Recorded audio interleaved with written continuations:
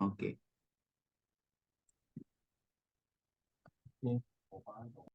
Oke, baiklah. Assalamualaikum warahmatullahi wabarakatuh. Perkenalkan, saya Tegar Tukamsyah dan teman saya Angga Putra Utama. Di sini kami akan menjelaskan tentang PLC, produk dari LS Electric, di mana itu LS Industry System. Nah, di sini kami akan menjelaskan dua hal. Yang pertama itu eh, PLC elektrik atau produknya sendiri secara singkat. Yang kedua itu adalah bagian softwarenya.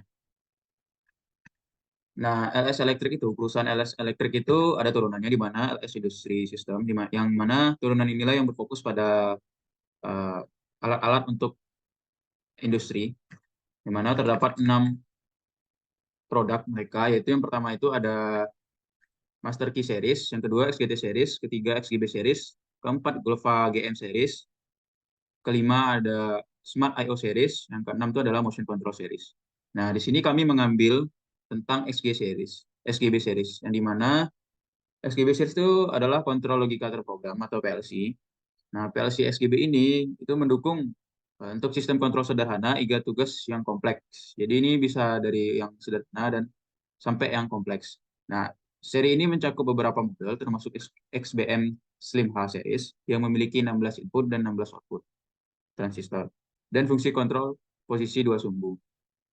Nah, PLC XGB dapat diprogram dan didebak menggunakan perangkat lunak XG5000 yang disertakan dengan instruksi dan panduan. Panduan pengguna ini menjelaskan cara menggunakan instruksi yang digunakan dalam sistem PLC dengan XGB. PLC XGB juga mendukung konfigurasi sistem ekspansi dengan tipe titik I/O tetap dan alamat titik I/O dapat disesuaikan melalui parameter XG5000.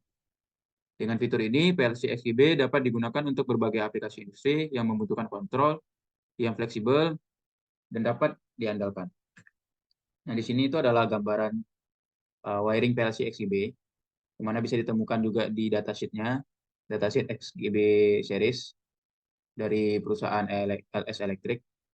Nah, tadi kan terdapat 16 input dan 16 output. Nah, kalian bisa lihat sendiri yang untuk input itu ada di atas dan output itu ada di bawah. Nah, ini adalah gambarannya. Saya tidak menjelaskan secara rinci untuk detail-detail wiringnya. Nah, di sini juga ada cara mengupload program dari laptop ke PLC, di mana kita menggunakan XG5000 nanti yang kita program. Nah, untuk menguploadnya nanti kita sambungkan ke PLC SGB-nya yang hardnya. Jadi itu bisa nanti kita menggunakan kabel USB atau yang lain-lainnya. Bisa kita upload ke XGB-nya.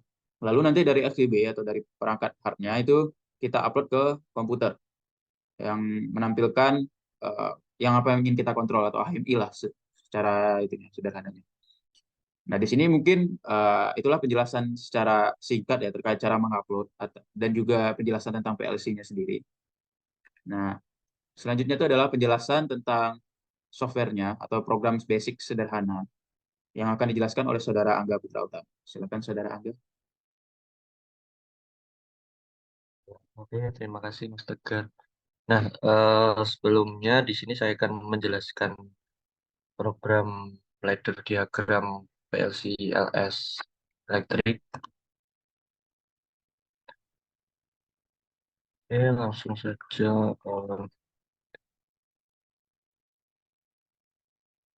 Nah, di sini ada program ladder sederhana untuk yang pertama.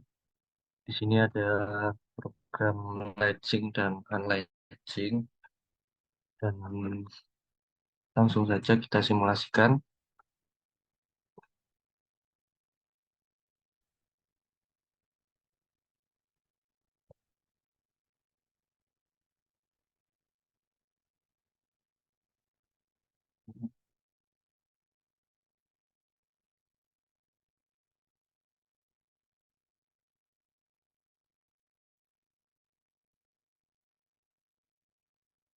Nah, untuk yang pertama di sini ada program latching.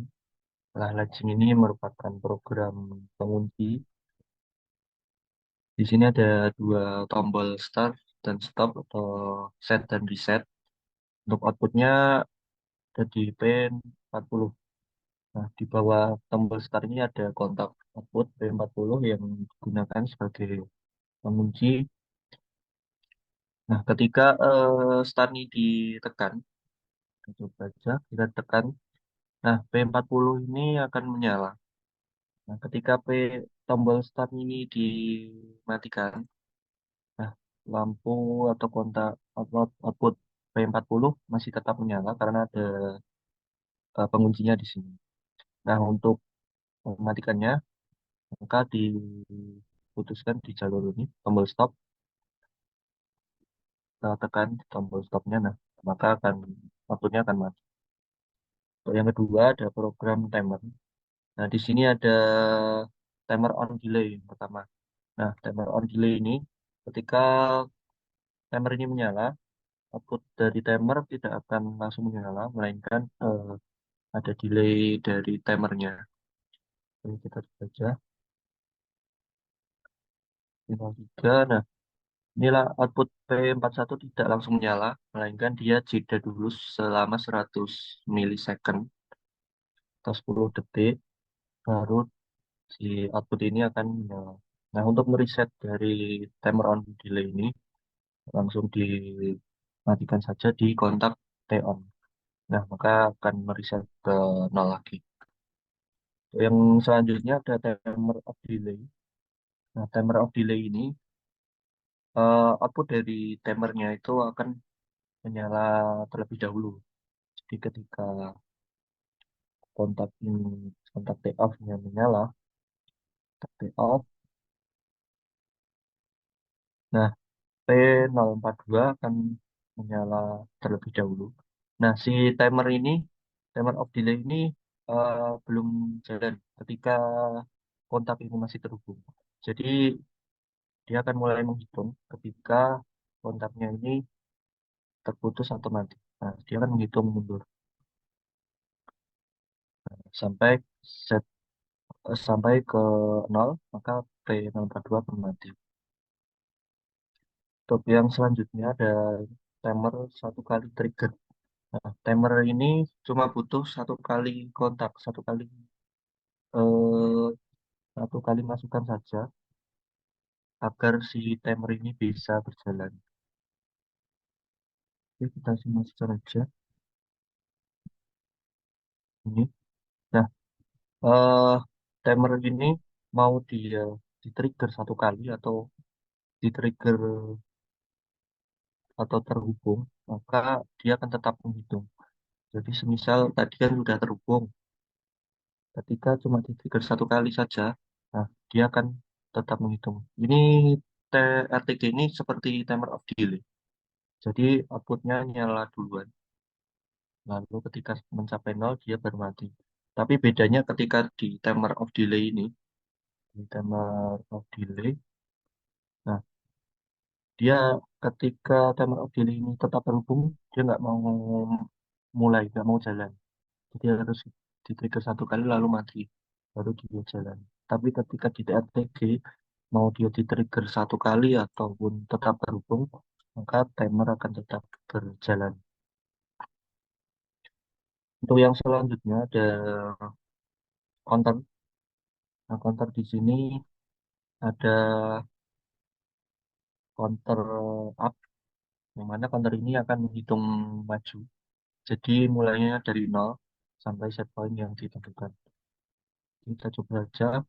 Nah, ketika counter ini di trigger satu kali, dia akan menghitung satu sampai set point. Nah, bertambah satu sampai set point 5.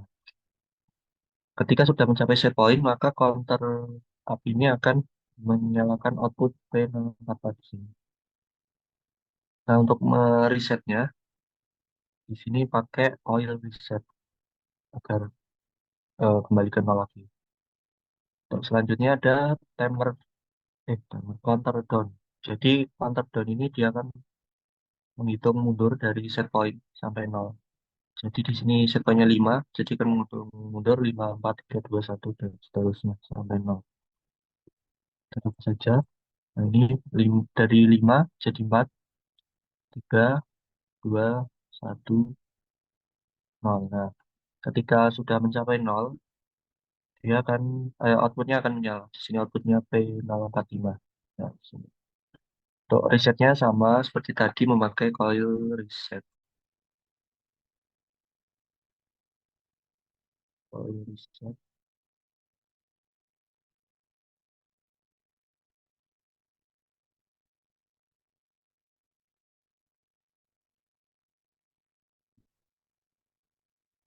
Untuk yang terakhir ada move data dan compare. Nah, di sini ada move data. Pertama kali itu datanya berada di D0. D0 lalu dipindah ke D5. Nah, coba saja di D0 kita masukkan data misal 60. Nah, data 60 ini akan pindah ke D5. Nah, D5 jadi berisi 60 yang awalnya 0 jadi 60. Untuk selanjutnya ada instruksi add atau penjumlahan. Nah, penjumlahan di sini itu yang pertama, data penjumlahan ini diambil dari data D5.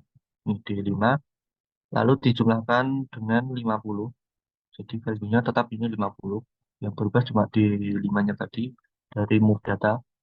Nah, D5 bernilai 60, lalu dijumlahkan dengan 50, jadinya 110. Nah, 110 ini disimpan di D0. Jadi D0 bernilai 110. Nah, untuk selanjutnya ada instruksi sub. Sub ini merupakan instruksi pengurangan. Nah, pengurangannya ini diambil dari data D01. D1 tadi, lalu dikurangi dengan 30. 30 ini tetap juga value-nya. Nah, data di D1 tadi bernilai 110, lalu dikurang 30, maka jadi 80. Nah, 80 ini disimpan di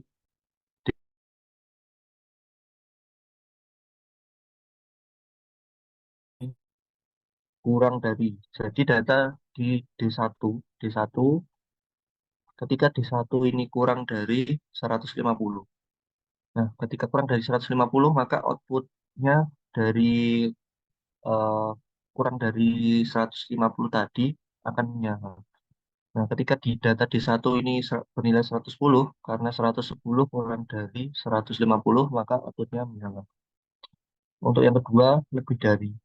Nah, data dari lebih dari ini, outputnya akan menyala ketika nilai value-nya di D4 ini bernilai lebih dari 100. Nah, ketika dia kurang dari 100, outputnya belum menyala. Ketika data D4 ini lebih dari 100, kita coba saja, misal 200.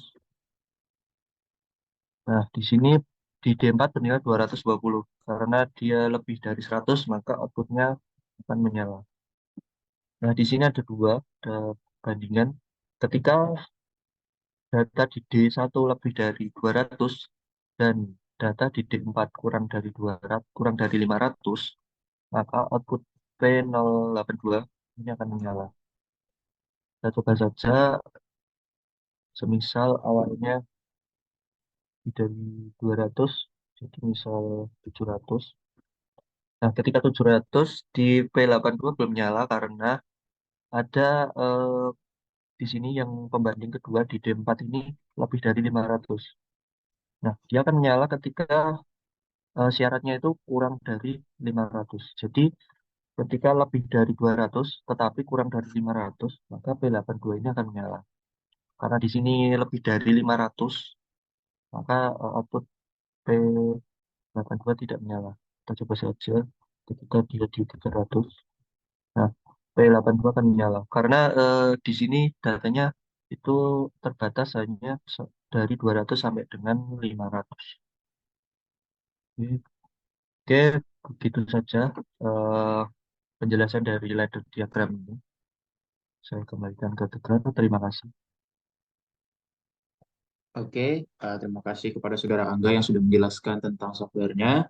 Mungkin eh, cukup sampai di sini penjelasannya dari kami. Eh, Kami akhiri dengan wabillahi taufik wal hidayah. Wassalamualaikum warahmatullahi wabarakatuh. Waalaikumsalam warahmatullahi wabarakatuh.